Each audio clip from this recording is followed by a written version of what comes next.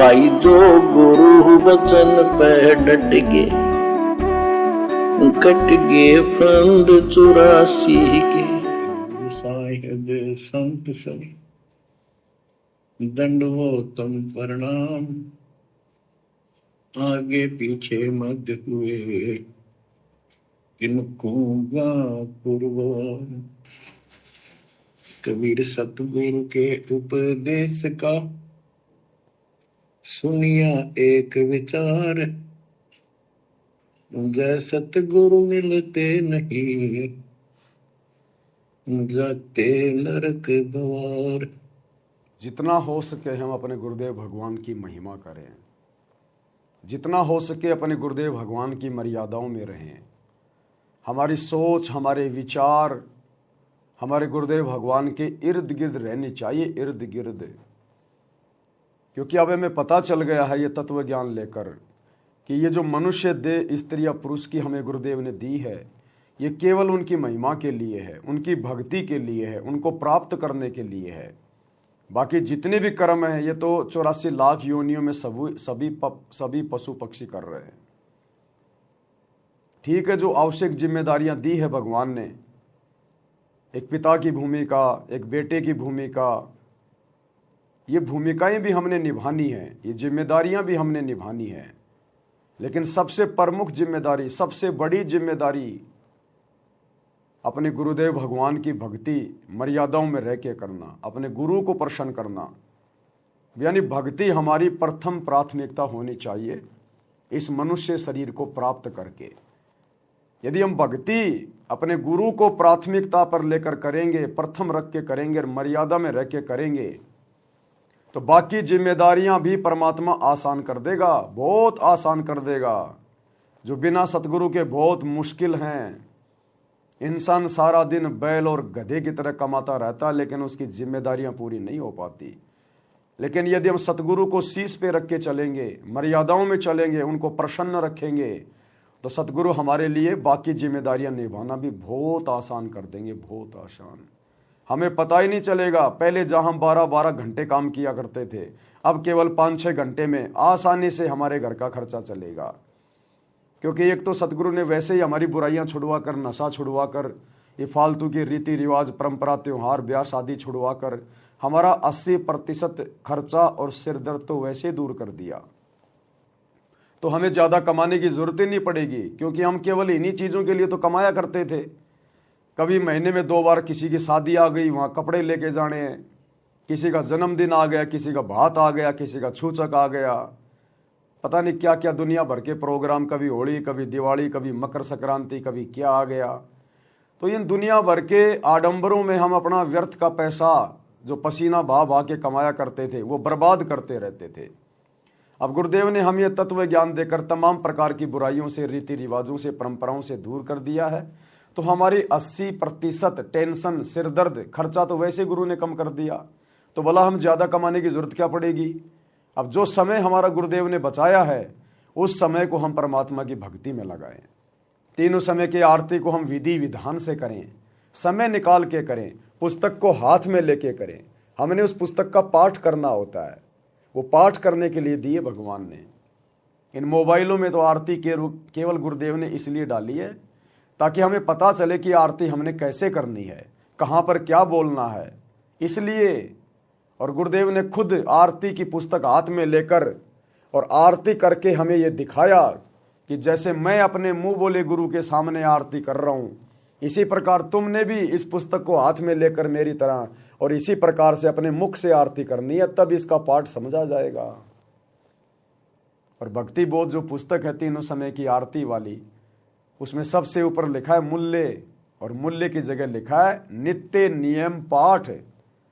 अगर हम इस पुस्तक को हाथ में लेके रोजाना तीनों समय की आरती का पाठ करते हैं, तो समझो हम अपने गुरुदेव भगवान को इस पुस्तक की कीमत अदा कर रहे हैं, अन्यथा हम उनके साथ में धोखा कर रहे हैं।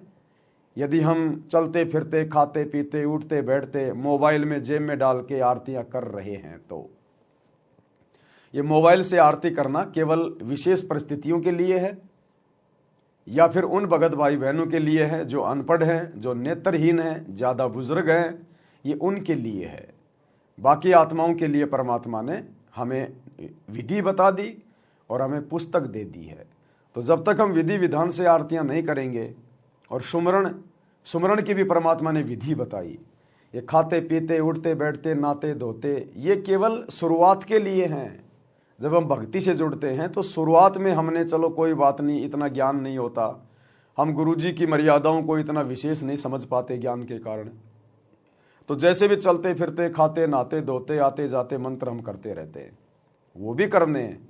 लेकिन उसके बाद गुरुदेव ने सत्संग में बताया कि आपने विशेष तौर पर सुरती नृत्य मन और पवन के साथ ध्यान लगाकर आपने मंत्र करने पड़ेंगे।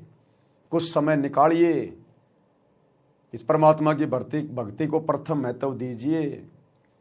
एकांत में बैठ के 10 मिनट 5 मिनट शांति से ध्यान लगाकर क्या मंत्र ले रहा हूं, क्या छोड़ रहा हूं, हम इस प्रकार से ध्यान से मंत्र करेंगे सुरती नृत्य से, तब ये मंत्र अपना विशेष काम करेंगे।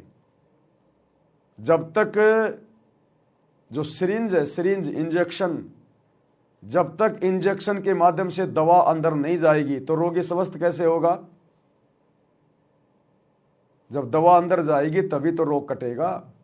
तो जब तक हम सुरती नृत्य से ध्यान से मंत्र जाप नहीं करेंगे, भक्ति को प्रथम महत्व नहीं देंगे, थोड़ा अपने आप को शांति में नहीं लेके आएंगे, तब तक भक्ति हमारे अंदर कैसे प्रवेश करेगी? और भक्ति प्रवेश नहीं करेगी तो हमारे अंदर परिवर्तन कैसे होगा, हम भगत कैसे बनेंगे? तो इन बातों का भी हमने ध्यान रखना है। तो इन समस्त बातों को ध्यान में रखने के लिए गुरुदेव कह रहे हैं कि सतगुरु के उपदेश का और लाया एक विचार, और जय सतगुरु मिलते नहीं हम जाते नरक द्वार। अगर हमें ऐसा सतगुरु ना मिलता, ऐसा अनमोल ज्ञान प्रदान ना करता, ऐसी अनमोल भक्ति ना देता, तो आज हमारी क्या हालत होती? बाकी दुनिया वाले देख लो, आए दिन अखबार में क्या आता है, छोटे से जमीन के टुकड़े पे झगड़ा हो गया, लड़ाई हो गई, सर फूट गया, परिवार के 2 व्यक्ति मर गए, गाड़ियां एक्सीडेंट हो रही है, लोग गाड़ियों में मर रहे हैं, कट रहे हैं, किसी की आंख फूट गई, किसी का हाथ कट गया, सारा दिन भाग दौड़, एक पैर भी इंसान का टिकता नहीं है, दुनिया भर की टेंशन सारा दिन दिमाग में लाद के चलता है, रात को नींद भी ढंग से नहीं ले पाता, सुबह उठते फिर वही प्रक्रिया। तो सतगुरु से उपदेश लेने के बाद हमें किस कदर आत्मिक शांति प्राप्त हुई है, हमें कितना आनंद महसूस हो रहा है, हमें वास्तव में जीने का आनंद सतगुरु की शरण में आने के बाद हुआ है। और जब ऐसे गंदे लोक में सतगुरु हमें भक्ति देकर इतना आनंद दे सकता है, तो सोचो फिर सतगुरु का शतलोक क्या होगा, जिसके बारे में सतगुरु दिन रात गुण गाते हैं, उसकी महिमा करते हैं और हमें वहां चलने के लिए प्रेरित करते रहते हैं कि बच्चों शतलोक चलो, वहां के सुख अखंड हैं। यहाँ पर ब्रह्मा विष्णु महेश को भी वो सुख नहीं है जो सतलोक में तुम्हारे चरणों में पड़े रहते हैं। 4 माया 4 दास, मालिक की वाणी है, 4 मुक्ति जहाँ चंपी करती माया होरी दासी, और दास गरीब अभय पद परसै वो मिले राम अविनाशी।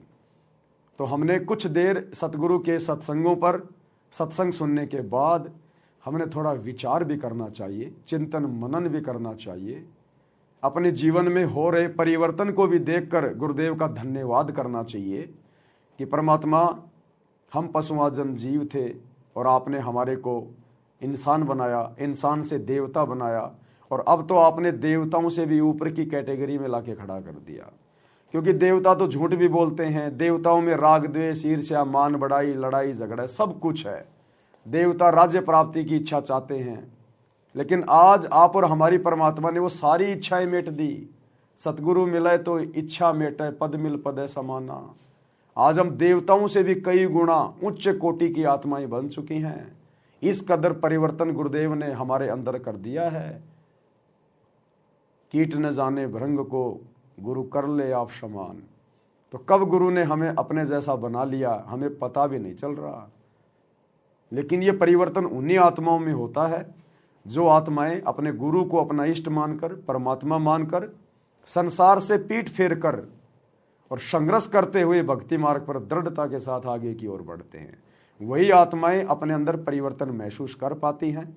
अन्यथा ज़्यादातर संगत आपको देखने को मिलेगी, जब आश्रमों में आएगी, सत्संगों में आएगी, तो 1 नंबर के भगत बने दिखाई देंगे, और जैसे ही आश्रम से बाहर निकलेंगे कोई कह भी नहीं सकता कि ये जगत वाले हैं या फिर ये भगत हैं। तो परमात्मा कहते हैं जो पतिव्रता स्त्री होती है वो घर में और बाहर एक समान रहनी चाहिए, क्योंकि उसका पति, उसका गुरु अंतर्यामी है, वो पल पल उसकी हर एक हरकत पे नजर रखता है।